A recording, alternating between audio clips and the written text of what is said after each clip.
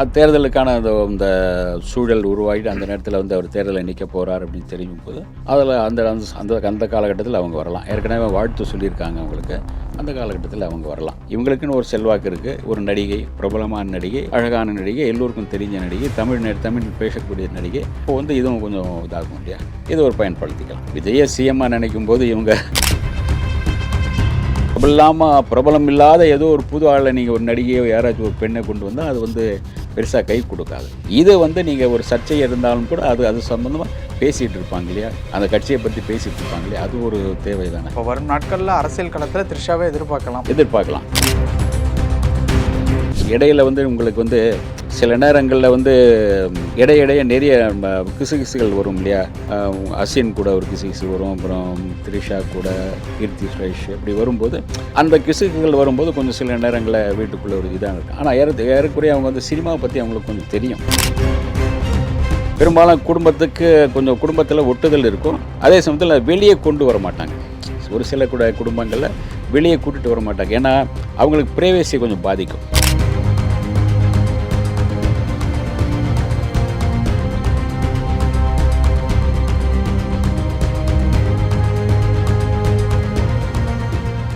ரியலோ நேயர்களுக்கு வணக்கம். இன்று நம்மளுடைய நேர்காணலுக்கு சினிமா விமர்சகர் திரு சவிதா ஜோசப் அவர்கள் இணைஞ்சிருக்காங்க. சார் வணக்கம். வணக்கம். எப்படி இருக்கீங்க? நல்லா இருக்கேன் சார். சார், இப்போது த்ரிஷா அவர்கள் வந்து சினிமாவுக்கு ரிட்டையர்மெண்ட் கொடுக்கறதாகவும் அரசியலுக்கு ஸ்டார்ட் அப் கொடுக்கறதாகவும் வந்து ஒரு தகவல் வந்து வந்திருக்கு.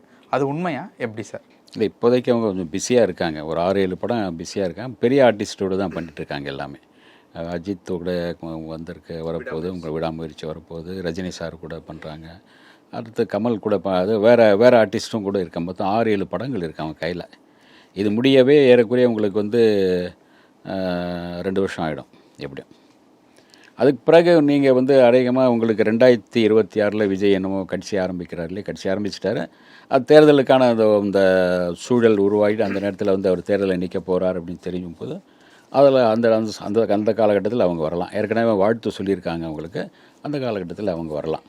இதில் விஜய் அவர்களுக்கும் சங்கீதாவுக்கும் சரியான திருமண பந்தம் வந்து இல்லை, அது வந்து ஒரு உடைஞ்சிருச்சு, லண்டனில் இருக்காங்க, இந்த மாதிரி பல விஷயங்கள் வந்து சொல்கிறாங்க. இது கூட த்ரிஷாவையும் சம்மந்தப்படுத்தி வந்து பேசுகிறாங்க.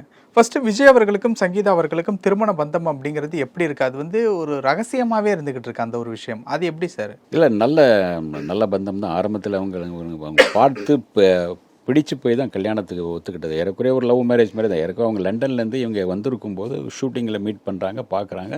அதுக்கு பிறகு பார்க்கும்போது இவங்க லண்டனில் இருக்காங்கன்னு தெரியும்போது, ஒரு பெரிய தொழிலதிபருடைய மகளாக இருக்காங்கன்னு சொல்லும்போது அப்படியே பார்த்து அவங்க இந்த லண்டன்லேயே இவருடைய சொந்தக்காரங்களும் இருக்காங்க, விஜய் சாருடைய சொந்தக்காரங்களும் இருக்காங்க. அவங்க மூலமாக பேசி அதுக்கு பிறகு அங்கே கல்யாணம் பண்ணுறாங்க. ஒரு நல்ல இணக்கமான ஒரு நல்ல ஜோடியாக தான் இருந்தாங்க ஆரம்பத்தில் இருந்தவங்க. இப்போதைக்கு அது எப்படின்னு தெரியல. இடையில வந்து உங்களுக்கு வந்து சில நேரங்களில் வந்து இடையிடையே நிறைய கிசுகிசுகள் வரும் இல்லையா. அசின் கூட ஒரு கிசுகிசு வரும், அப்புறம் த்ரிஷா கூட, கீர்த்தி சுரேஷ் இப்படி வரும்போது அந்த கிசுகுகள் வரும்போது கொஞ்சம் சில நேரங்களில் வீட்டுக்குள்ளே ஒரு இதாக இருக்கும். ஆனால் ஏறக்குறைய அவங்க வந்து சினிமாவை பற்றி அவங்களுக்கு கொஞ்சம் தெரியும். இவங்க எல்லாமே நட்பில் இருக்காங்க. கீர்த்தி சுரேஷ், சங்கீதா, இவங்க சில பேர், சங்கீதா கூட நட்பில் இருக்காங்க. சில பேர் இருக்கிறனால உங்களுக்கு வந்து அந்த சூழல் தெரியும். இது சினிமா அப்படின்னு அவங்களுக்கும் தெரியும். சினிமாவில் வந்து இந்த கட்டி பிடிக்கிறது, முத்தம் கொடுக்கிறது, ஒரு காதல் காட்சிங்கிறது இயல்பு தான். அது அவங்களுக்கு தெரியும். அதனால் வந்து உங்களுக்கு அதை பெருசாக அவங்க ஆரம்பத்தில் இது பண்ணிக்கல. அதேமாதிரி அவங்க ஃபங்க்ஷனில் எதுவும் கலந்துக்கல. விஜயுடைய பிறந்தநாள் ஃபங்க்ஷன்லேயும் சரி, உங்களுக்கு அந்த வெற்றி விழாக்கள்லையும் அதிகமாக கலந்துக்கல. சில பேர் குடும்பத்தை கொண்டு வருவாங்க, சில பேர் குடும்பத்தை வெளியே அதை ஒரு பொது வேலைக்கு கொண்டு வர மாட்டாங்க. அவங்க அப்படியே வீட்டில் இருக்கட்டும். அப்படியே அஜித் சார்னா அவர் வெளியே வரும்போது அவங்க ஒய்ஃபோடு தான் வருவார், கை கோத்துட்டு தான் வருவார். ஒரு லவர்ஸ் மாதிரி தான் வருவாங்க. ஃபங்க்ஷனில் கலந்துக்குவாங்க. அது 2 பேரும் சேர்ந்து தான் வாழ்த்துட்டு போவாங்க. இவர் அந்த மாதிரி பண்ணிக்கல. ஆரம்பத்தில் இவர் தான் தனியாக வந்து போயிட்டு இருப்பார். அதனால் ஆரம்பத்தில் அந்த மாதிரி ஒரு இதாக இருந்தால் உங்களுக்கு வந்து எம்ஜிஆர் எடுத்திங்கன்னா ஜானகி அம்மாவோட சில ஃபங்க்ஷன் போவார், பாராட்டுவார், வாழ்த்துட்டு வருவார். திருமணங்கள், விழாக்கள், அதே மாதிரி ஏதாச்சும் ஒரு ஷூட்டிங் இருந்தாலும் அவுடோர் போனாலும் சேர்ந்து போவாங்க. இவரும் சில அவுடோர்களில் போயிருக்கார். இவரும் சில நேரங்கள் ஆரம்ப காலகட்டங்களில் சில அவுடோர்லாம் போயிருக்காங்க. ஊட்டி இந்த மாதிரி போகும்போதெல்லாம் போயிருக்காங்க.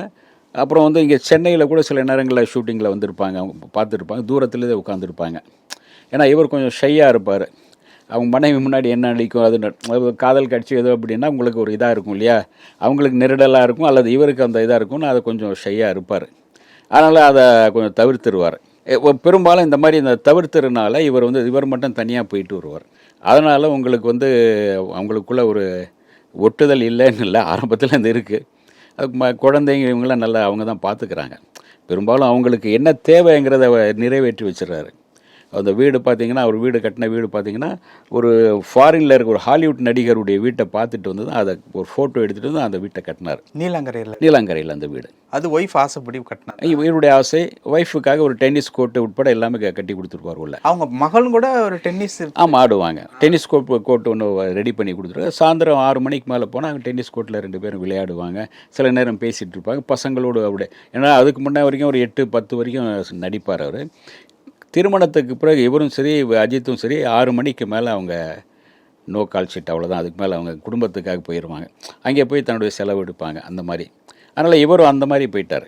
பெரும்பாலும் குடும்பத்தில் ஒட்டுதல் இருக்கும். அதே சமயத்தில் வெளியே கொண்டு வர மாட்டாங்க. ஒரு சில குடும்பங்களில் வெளியே கூட்டிகிட்டு வர மாட்டாங்க. ஏன்னா அவங்களுக்கு ப்ரைவேசி கொஞ்சம் பாதிக்கும். இன்னாருடைய மகள் அப்படின்னு பார்க்கும்போது உங்களுக்கு ப்ரைவேசி பாதிக்கும். சில வேறு என்னென்னமோ இன்றைக்கி நடக்குது, கடத்திட்டு போகிறது, இதெல்லாம் இந்த மாதிரி நடக்குது இல்லையா. அதனால் பெரும்பாலும் அவங்க ப்ரைவேசி பாதிக்கக்கூடாது. ரஜினி சாரே பார்த்திங்கன்னா இப்போ அவருடைய மகள்கள் பற்றி வெளியே சொல்லாமலே இருந்திருப்பார் பல வருஷம். அவங்கள பற்றி இவர் அந்த ஆடு உள்ள ஒன்று நடிச்சிருப்பார். அந்த ஊனம், அதாவது அந்த செயல் எழுந்த உரம் போலியோ பற்றி ஒரு இது பண்ணியிருப்பார். அது போலியோ பற்றி இது பண்ணும்போது என்ன சொல்லிட்டோம், அவங்க குழந்தைங்களும் அந்த மாதிரி இருக்காங்க போல, அதனால தான் இவர் நடித்தாருன்னு சொல்லிட்டாங்க. அதனால் அவர் பதில் சொல்லலை. ஆனால் சரி, அவங்களுக்கு ஒரு ப்ரைவேசி அவங்களுக்கு பாதிக்கக்கூடாது. இப்போ ஏதாச்சும் ஒரு காலேஜில் படிச்சுட்டு இருக்கும்போது அவங்களுக்கு ஒரு பாதிக்கக்கூட சூப்பர் ஸ்டார் பொண்ணுங்க ஏதாச்சும் ஒரு கலைக்கலாம், ஏதாச்சும் பேசலாம், கலாட்டா பண்ணலாம். சில பேர் நல்ல நட்பாகவும் போகலாம்.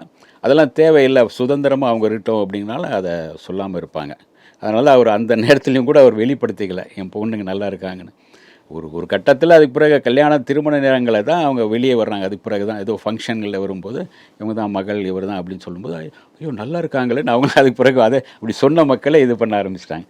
அதுதான் இது சினிமா. அதுதான் சினிமா. உங்களுக்கு அதை கூட்டிகிட்டு வந்தோம்னா நீங்கள் அவங்களையும் பாதுகாக்கணும். நீங்கள் அதான் மிகப்பெரிய ரெஸ்பான்ஸ் உங்களுக்கு. அவங்க வரும்போது அப்படியே பிடிச்சிட்டு கூட்டிகிட்டு வரணும். கூட்டம் எக்கச்சக்கமாக சேர்ந்துடும். அந்த கூட்டத்தில் நீங்களே மீண்டு போகிறது ஒன்றுன்னு சொல்லும்போது அவங்களே வச்சுட்டு இது பண்ண முடியாதுல்ல. அதனால் சில பேர் தவிர்ப்பாங்க. குடும்பத்தை தவிர்த்து இவங்க மட்டும் போயிட்டு வந்துடுவாங்க. ஓகே, அப்போ எப்படி பார்க்கும்போது அந்த திருமண பந்தம் அப்படிங்கிறது ஆரோக்கியமாக தான் இருக்குது. இப்போதைக்கு என்னென்னா, இந்த த்ரிஷாவுடைய கீர்த்தி சுரேஷுடைய திருமணத்துக்கு போனது, கீர்த்தி சுரேஷுடைய அந்த பொங்கல் தலைப்பொங்கலுக்கு கலந்துக்கிட்டது, இதெல்லாமே வேறு சர்ச்சைகளை கிளப்பிக்கிட்டு இருந்தது. ஏன்னா அவர் சம்மந்தம் இல்லை, ஒரு தனக்கு கூட நடித்தவங்க ஒரு ஃபங்க்ஷன், நீங்கள் கல்யாணத்துக்கு கலந்துக்கிட்டீங்க, த்ரிஷா கூட போய் கலந்துக்கிட்டாரு, 2 பேரும் ஒரே விமானத்தில் போனாங்க அப்படின்னு சொல்லும்போது அது ஒரு பேசு பொருளாகுது. அதே மாதிரி உங்களுக்கு அவருடைய தலைப்பொங்கலில் போய் நீங்கள் கலந்துக்கிறதுல அவசியம் இல்லை. தலைப்பொங்கல் அவங்களுக்கு தான், உங்களுக்கு என்ன அங்கே இருக்குது? அதுதான் அந்த இடத்துல தான் சந்தேகம் வருது. அந்த இடத்துல விஜய்க்கு என்ன வேலை? அதுதான் பேசு பொருள் ஆகுது சார். நீங்கள் பொங்கல் அன்னைக்கு நீங்கள் பொதுமக்களை சந்திச்சிருந்தா, விவசாயிகளை சந்திக்க போயிட்டு அது கட்சிக்கு நல்லது, கட்சி வளர்ச்சிக்கு நல்லது. அதை விட்டுட்டு நீங்கள் இவங்களை போய் மீட் பண்ணும்போது பேசு பொருள் ஆயிடுது. அவங்களும் இன்னொரு சைடில் இனிமேல் நடிக்க மாட்டாங்களா, நான் நடிக்க தான் போகிறேன்னு அவங்க சொல்லிகிட்டு இருக்காங்க. அது வேறு விஷயம், கீர்த்தி சுரேஷுடைய இதை. அதான் இந்த மாதிரி சில விஷயங்கள் இவர் பொலிட்டிக்கலுக்கு வந்துட்டோம், ஒரு பெரிய ஹீரோங்கிறத இவர் கொஞ்சம் சில இடங்களில் எல்லை மீறி போயிடுது. அது எல்லை மீறி இல்லை, அவர் ஒரு நட்பாக போகிறாரா என்னான்னு தெரியல நமக்கு. நட்பு கருதி அவர் போயிருக்கலாம், முதல் பொங்கல் கொண்டாடுறாங்கன்னு போயிருக்கலாம். ஆனால் வெளியே வேறு மாதிரி பார்க்கப்படும். பனை மரத்துக்கு கீழே நின்று இந்த இது குடித்தாலும் நீங்கள் என்ன சொல்ல போகிறாங்க, கல் தானே சொல்ல போகிறாங்க. அப்படி தான் இது உலகத்தின். ஏன்னா ஒரு சாதாரண நடிகராக இருந்தால் அதை பற்றி யாரும் பேச போகிறதில்ல. இன்றைக்கி சாதாரண நடிகராக இருந்தாலும் கூட பேசு பொருள் வந்துடுது. அங்கே ஏன் கலந்துக்கிட்டாரு அப்படிங்கிறோம். அது சின்ன நடிகராக இருந்தால் தெரியாது, இவர் பெரிய டாப் ஹீரோ, அது இல்லாமல் பொலிட்டிக்கல் வந்துட்டார், இதெல்லாம் எல்லோரும் கவனிக்கிறாங்க.